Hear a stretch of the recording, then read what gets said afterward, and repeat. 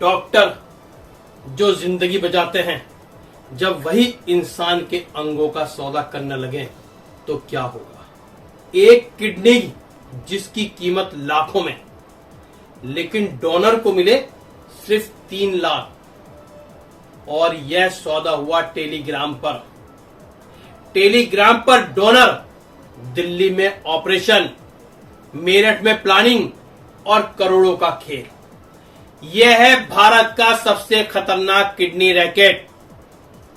गरीबी का फायदा उठाकर लोगों की किडनी निकाली गई और अमीरों को बेच दी गई। ये सिर्फ क्राइम नहीं है, इंसानियत का काला सच है। कानपुर किडनी कांड में बड़ा खुलासा।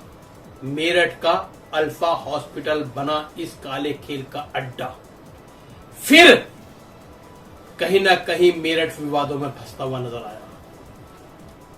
मेरठ का अल्फा हॉस्पिटल फिर इस काले खेल का अड्डा बना। मेरठ का एक अस्पताल, आधा स्टाफ अचानक गायब, पुलिस रेड और खुलता एक ऐसा राज जिसके तार दिल्ली, मुंबई और विदेश तक जुड़े हैं। अस्सलाम वालेकुम, नमस्कार, सत श्री अकाल। मैं सैयद नवेद सब्जवारी, आजाद एक्सप्रेस न्यूज से आपका दोस्त, आपका साथी। सोचते हुए, न्यूज बोलते हुए बहुत ही शब्दों में बयान नहीं कर पा रहा। जिनको हम धरती का भगवान कहते हैं, जिनके इशारों पर देश, दुनिया, शहर की जिंदगियां चलती हैं, क्या हो गया ये? केवल पैसे के स्वार्थ के लिए किडनियों का खेल होने लगा। आम आदमी की जिंदगियों से खेला जाने लगा। आज एक आम आदमी की जिंदगी से बढ़कर उसके बॉडी के पार्ट्स हो गए हैं।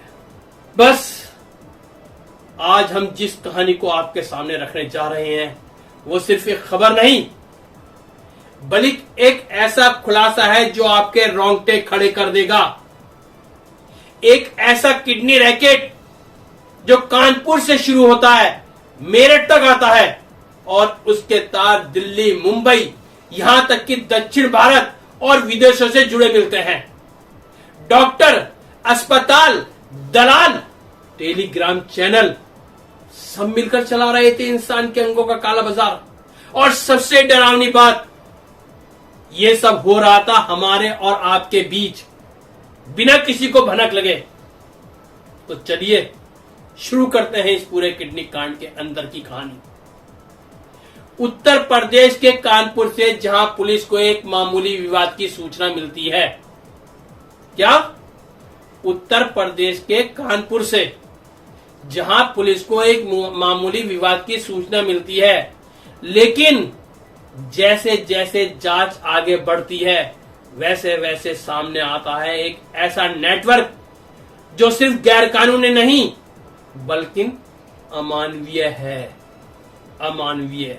पुलिस ने खुलासा किया कि किडनी ट्रांसप्लांट अवैध तरीके से किया जा रहे थे। पुलिस ने खुलासा करा है कि किडनी के जो ट्रांसप्लांट जो हैं वो अवैध तरीके से किए जा रहे थे। गरीब लोगों को लालच देकर उनकी किडनी खरीदी जा रही थी और फिर अमीर मरीजों को मोटी रकम लेकर बेची जा रही थी। लेकिन असली झटका तब लगा जब इस पूरे नेटवर्क के तार मेरठ के एक अस्पताल से जुड़े मिले। जैसे ही मेरठ का नाम सामने आया, यहां की पुलिस भी अलर्ट हो गई। गढ़ रोड स्थित मंगल पांडे नगर का अल्फा हॉस्पिटल जांच के घेरे में आ गया। पुलिस पहुंची, लेकिन तब तक अस्पताल का आधा स्टाफ गायब हो चुका था। पुलिस ने आदेश दिए कि सीसीटीवी और अस्पताल का रिकॉर्ड सब सुरक्षित रखने की चेतावनी दे दी है। कानपुर पुलिस की टीम भी मेरठ आ गई है। अब सवाल उठता है, क्या यह सिर्फ एक अस्पताल था या फिर एक पूरा हब था इस काले धंधे का। अब बात करते हैं उन लोगों की जो इस पूरे खेल के पीछे थे, पूरे खेल जो खेल रहे थे। Physiotherapist Amit Kumar, dental surgeon doctor Vaibhav Mudgal और डॉक्टर अफजाल, ये तीनों नाम इस पूरे किडनी कांड के केंद्र में हैं। बताया गया कि 2022 में अल्फा हॉस्पिटल की मेरठ में स्थापना हुई। इसमें कई लोग पार्टनर बने, विक्की चौहान, विजय गुप्ता, इनाम, नासिर, परवेज, फरियाद। धीरे धीरे एक मेडिकल सिस्टम नहीं बल्कि एक संगठित नेटवर्क तैयार हुआ, जहां हर किसी की एक भूमिका थी। डॉक्टर अफजाल पर आरोप है कि उसने टेलीग्राम चैनल के जरिए डोनर ढूंढे। जी हां, सोशल मीडिया का इस्तेमाल इंसान के अंग बेचने के लिए। कहां चले गए हम? अब सोशल मीडिया का इस्तेमाल भी इंसान के अंग बेचने के लिए होने लगा। बिहार के बेगूसराय का रहने वाला एक छात्र आयुष, उसे तैयार किया गया अपनी किडनी देने के लिए। बदले में उसे सिर्फ 3,50,000 रुपये दिए गए, लेकिन जिस मरीज को किडनी दी गई उससे लाखों रुपये वसूले गए। जब पैसे को लेकर विवाद हुआ तब जाकर मामला खुला। सोचिए, एक इंसान की किडनी और उसकी कीमत 3,50,000। अगर आप सोच रहे हैं कि यह सब अचानक हुआ, तो ऐसा नहीं है। अल्फा हॉस्पिटल पहले भी विवादों में रहा है। नवंबर 2025 में इसका लाइसेंस सस्पेंड किया गया था। वजह, इलाज में लापरवाही और पैसों की ठगी के आरोप लगे थे। बाद में रिपोर्ट के आधार पर लाइसेंस बहाल कर दिया गया। अब सवाल यह है, क्या तब भी कुछ छिपाया गया था? क्या तब भी कुछ छिपाया गया था? मेरठ के अल्फा हॉस्पिटल में डोनर और मरीज की जांच होती थी। डोनर और मरीज की जांच अल्फा हॉस्पिटल में होती थी। यही प्लानिंग होती थी और फिर उन्हें भेजा जाता था दिल्ली के बड़े अस्पतालों में। वहां सर्जरी होती थी और तुरंत बाद उन्हें दूसरी जगह शिफ्ट कर दिया जाता था, ताकि कोई रिकॉर्ड ना बचे या सबूत ना बचे। यानी एक शहर में जांच, दूसरे शहर में ऑपरेशन, तीसरे शहर में रिकवरी पूरी तरह से। एक मल्टी सिटी क्राइम नेटवर्क। जांच जैसे जैसे आगे बढ़ी वैसे वैसे इस रैकेट का दायरा बढ़ता गया। दिल्ली एनसीआर, मुंबई और दक्षिण भारत तक एक पूरा अस्पताल नेटवर्क सामने आया।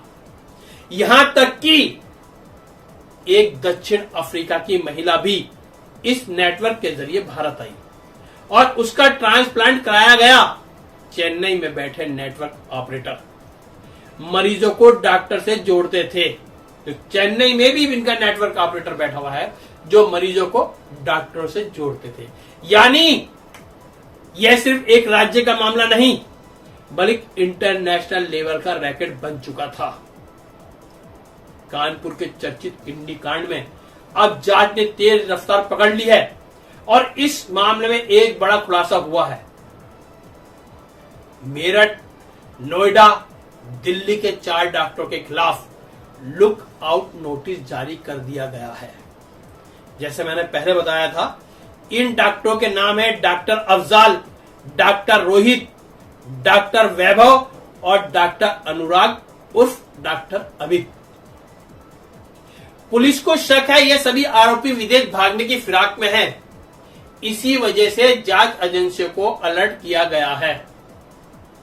पुलिस कमिश्नर रघुवीर लाल के मुताबिक पूछताछ के दौरान इन डॉक्टरों के नाम सामने आए और ये सभी गुर्दा प्रत्यारोपण रैकेट से जुड़े हुए थे। सबसे चौंकाने वाली बात यह है कि डॉक्टर रोहित और उनकी टीम के ट्रांसप्लांट के समय मौजूद होने के पुख्ता सबूत मिले हैं।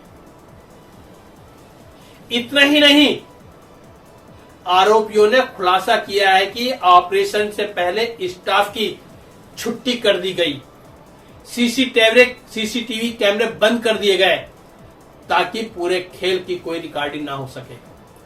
इसी कारण 3 मार्च को हुए ट्रांसपेरेंट की कोई फुटेज नहीं मिली, जिसमें एक दक्षिण अफ्रीका की महिला और पारुल तोमर शामिल थी। बताया जा रहा है कि डॉक्टर अफजाल, डॉक्टर वैभव और डॉक्टर अमित का कनेक्शन मेरठ के अल्फा अस्पताल से रहा है शुरू से। अब पुलिस इन सभी के बैंक खातों और फाइनेंशियल ट्रांजैक्शन की गहराई से जांच कर रही है। वहीं इस मामले में पहले ही अस्पताल संचालक समेत 6 लोग कानपुर के जेल भेज दिए गए हैं। इनमें शामिल है कानपुर से डॉक्टर सुरजीत सिंह, डॉक्टर प्रीति आहूजा और अन्य आरोपी।